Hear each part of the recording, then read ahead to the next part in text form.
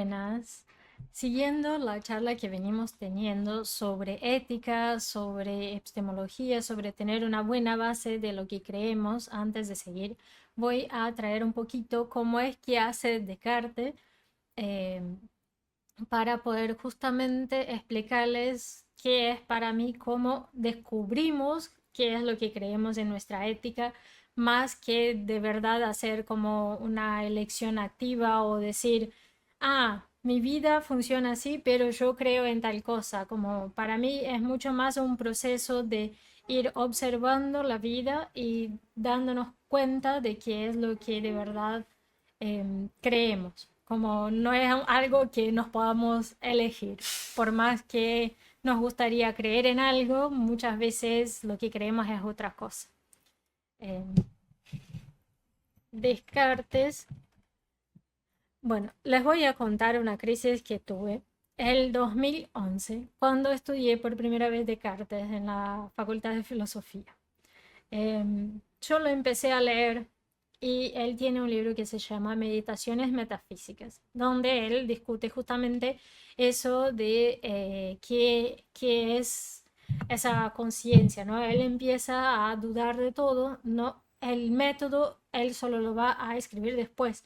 Primero él empieza a cuestionar todo. Es decir, él empieza a decir, bueno, yo tengo que tener alguna certeza. ¿Y qué es lo que puedo tener certeza? Puede que todo eso sea un sueño, que yo estoy durmiendo, entonces no puedo asegurar que esa taza exista, porque cuando estoy durmiendo también tengo esa sensación en el sueño de que las cosas que estoy tocando y viendo existen, pero no existen. O una persona loca tiene esa sensación y las cosas no son como parecen. Puede que yo directamente sea el sueño de una mariposa o algo así. Como que él va poniendo en cuestión todo, la existencia de absolutamente todo. Y entonces lo que él se da cuenta es que mientras él piensa sobre su propio existir, esta conciencia que piensa sobre estar consciente, sobre ser o no ser algo, si existe o no existe, mientras esté pensando sobre si existe o no existe, sí está existiendo. Y es eso. Esa es la primera meditación metafísica. Él concluye que mientras piensa sobre su propia existencia, está existiendo, que sería el cogito ergo sum, cogito ergo sum, ¿no? Cogito ergo sum. Pienso, luego existo. Pero es en el sentido de que pienso y solo mientras pienso y solo porque estoy pensando sobre la propia existencia es que esa existencia está existiendo en ese momento. Nada asegura de que eso dure en el tiempo, de que uno, si está mirando una película y piensan en otra cosa, que sigue existiendo eso. No, o sea, está diciendo que en sí mismo el pensamiento de pensar sobre pensar existe a medida en que es necesario que exista el pensar para poder pensar. Y es eso, es solo eso. Así de básico es la primera conclusión, así de tipo esencial y de certeza, del grado de certeza que él busca en lo que está diciendo. En la segunda meditación, él va a decir, bueno, si yo existo, existe un Dios que me creó. Y entonces empieza a cuestionar si ese Dios que lo creó es bueno o malo. Y si es un Dios maligno que hace que él crea que todo eso existe, pero todo eso es una mentira. em, y ahí él va a mostrar la contradicción que hay en pensar que un Dios podía ser malo, totalmente malo, y entonces dice que Dios tiene que ser bueno. Y eso de que haya un Dios que lo creó y que necesariamente es bueno, le da la existencia a eso en el tiempo, lo hace existir aunque no esté pensando, o sea, más allá de ese propio pensamiento de pensar sobre pensar. Eh, y ahí tipo fue, bueno. O sea, que él ya asume que necesariamente si él existe, si el pensamiento existe, algo afuera, algo trascendiente lo creó. Y ahí ya estaba, como ahí él me perdió. En ese momento me pareció tipo, ¿por qué el pensamiento no puede haber surgido de sí mismo? O sea, ¿por qué es necesario que haya algo anterior al pensamiento para que ese pensar sobre pensar exista?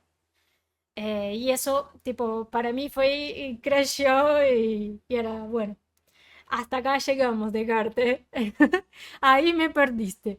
Em, y entonces, cuando empecé a pensar sobre su método, diciendo, para, su método supone, o sea, él propone como método cuestionar todo para conocer, pero si él va y cuestiona su método para llegar a la conclusión de que ese sea un buen método para conocer, él ya está haciendo la actividad de poner en duda su método utilizando el método de la duda. Es decir, hasta qué punto su método no es lo que él llega de conclusión por haber dudado. Y cuánto es que decir que el método de la duda sea el camino que él debe tener, que él debe seguir, porque justamente dudó.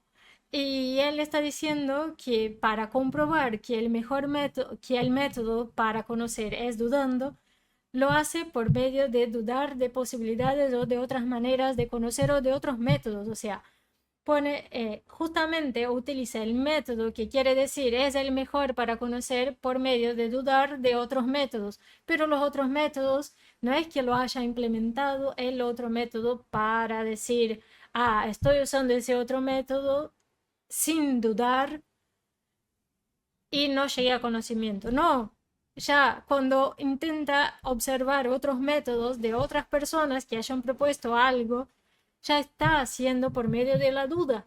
Y es eso lo que quiero decir como cuando vamos a descubrir el método que implementamos para definir qué es lo que conocemos o no, ya estamos ahí mismo utilizando el método que vamos a descubrir.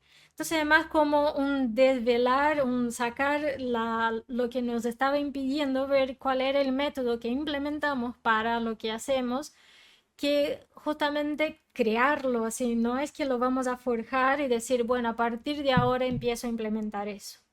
¿Está bien? Eh, no es algo chiquito lo que recién dije, es algo bastante complejo. ¿Y cuánto puedes decir de que yo explicando de esa manera también esté diciendo que ese es el método porque ya es el método que estoy implementando? Y así es como que uno no tiene salida. Es más o menos como el concepto de destino de los chinos, el Ming. Es eso. Y obviamente que porque yo entré en esa crisis en el primer año de filosofía, en el primer cuatrimestre de filosofía, pensando esto y llegando a esta conclusión, de ahí no salí más, porque justamente eso es lo que descubrí que yo creo. Y entonces ahí está lo lindo de ir a descubrir, por ejemplo, que en la cultura china existe un concepto similar a eso, que como manera de explicar qué es el Ming.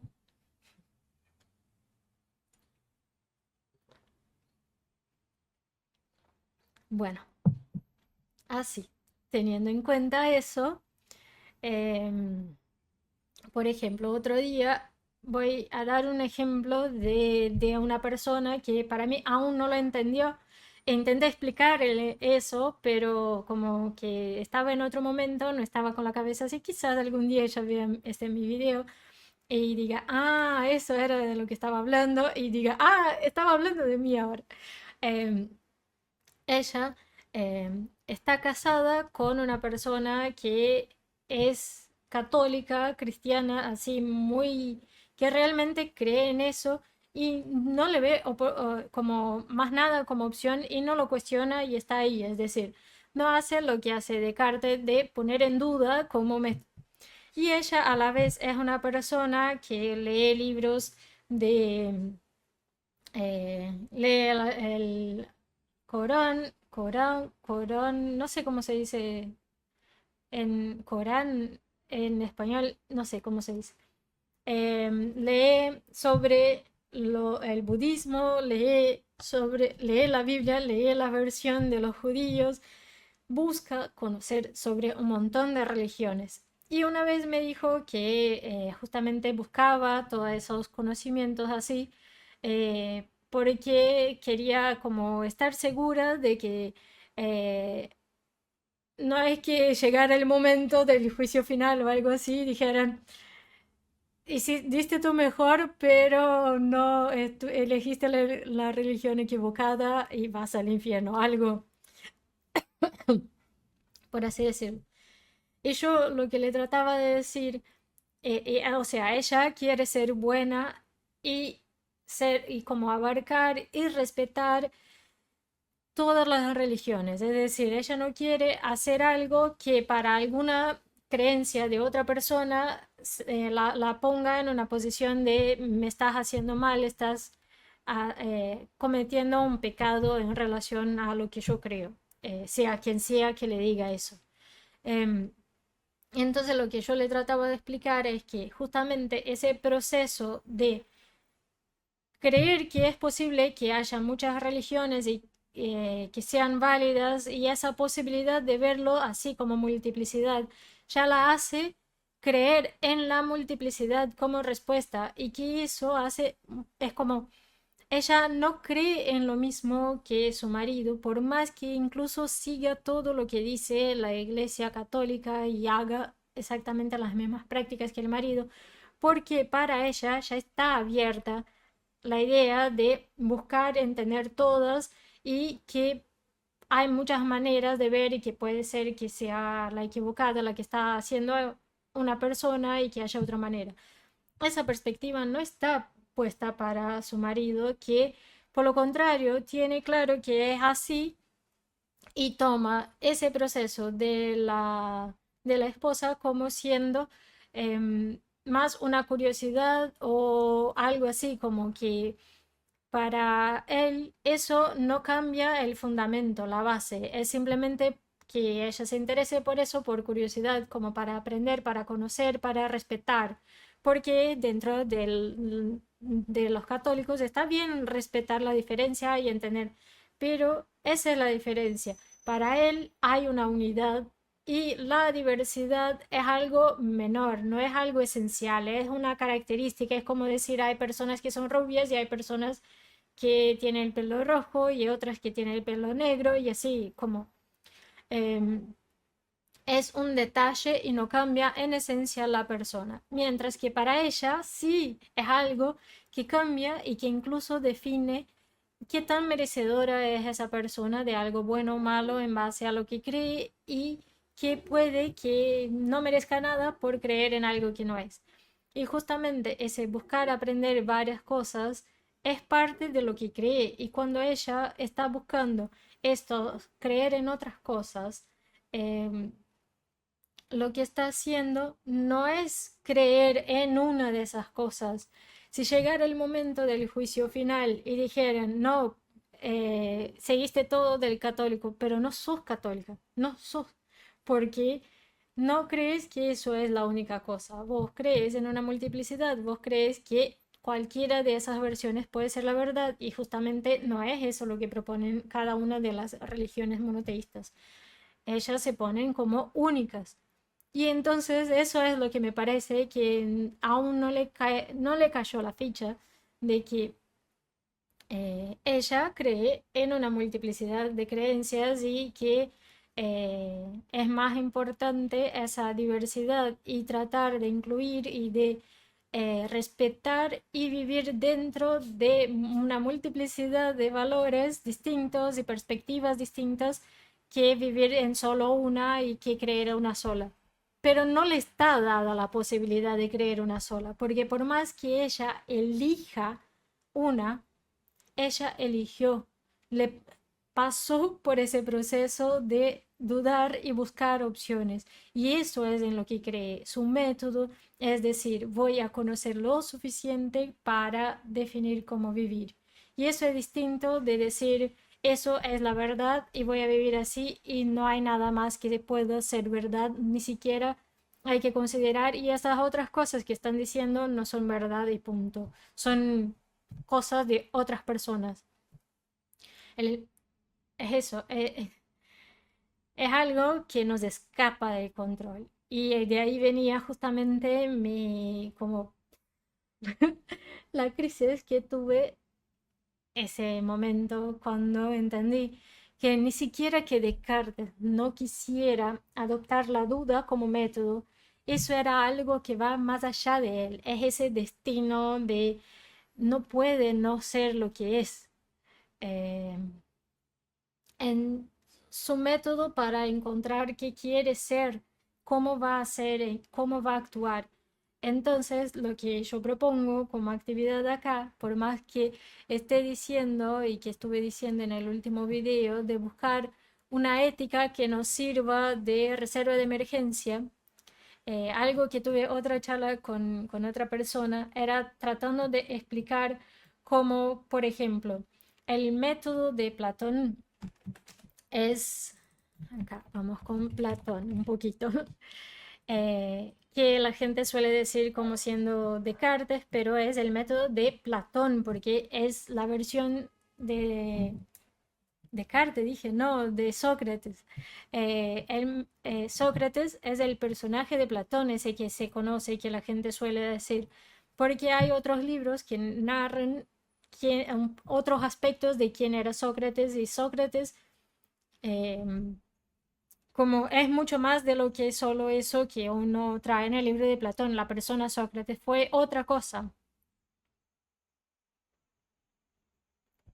Pero Platón utiliza ese nombre que es fuerte, ¿no? Que en su momento era alguien que generaba ese respeto para traerlo como personaje y proponer su filosofía y traer justamente, así como Descartes hizo tratando de explicar su método, utilizando su propio método, es lo que hace Platón. Entonces, cuando siempre, todo lo que a uno suele decir de Sócrates, olvídate que sea realmente Sócrates, es Platón.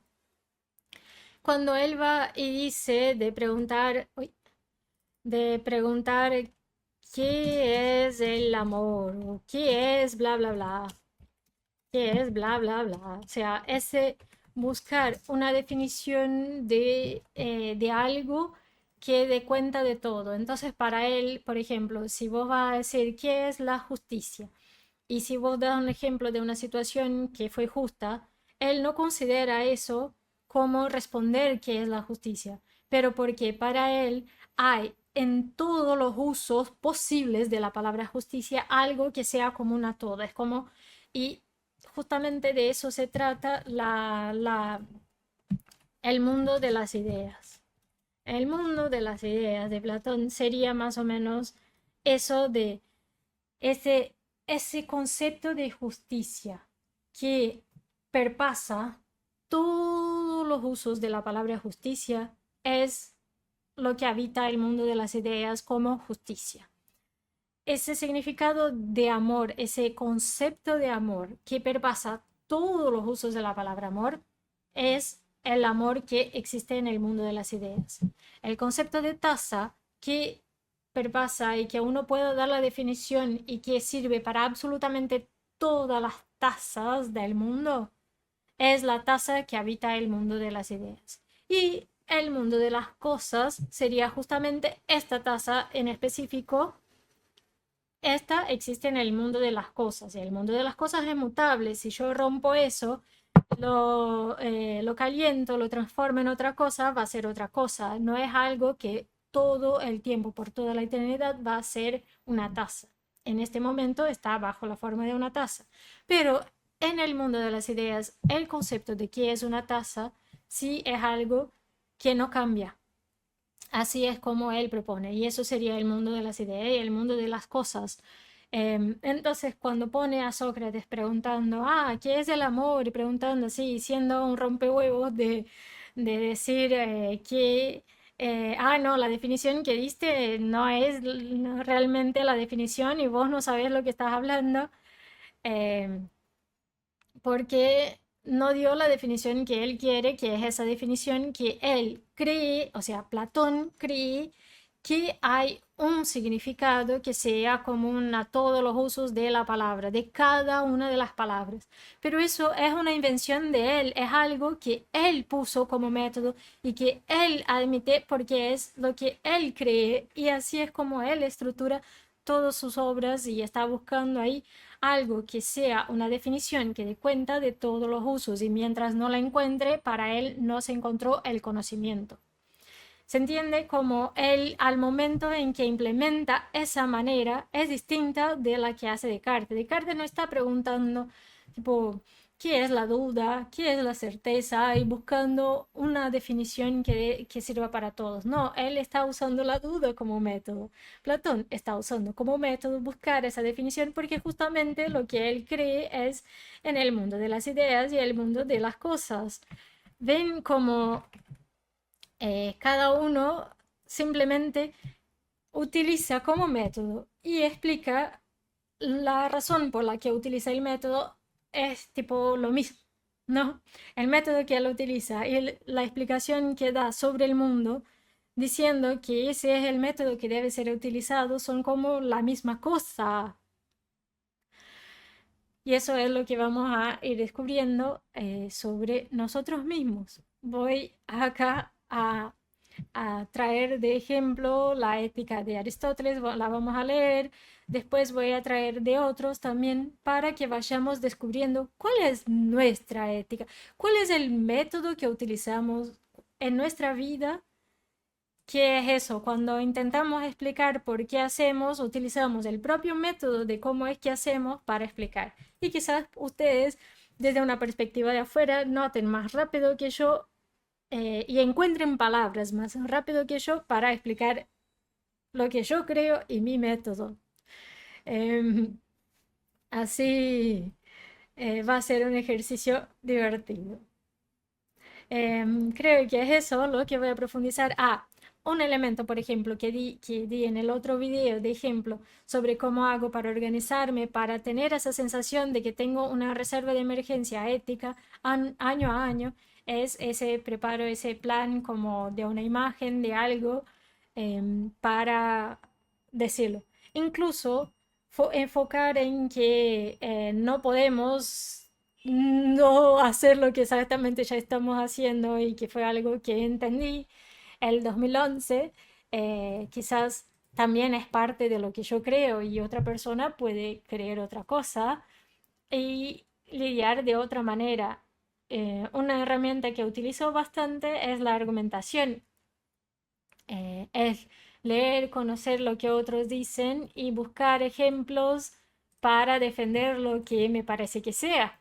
Eso también es parte de lo que eh, es para mí una manera de conocer más sobre y entender mejor y sentirme más segura también. Em, Creo que era esto y nos vemos en el próximo video.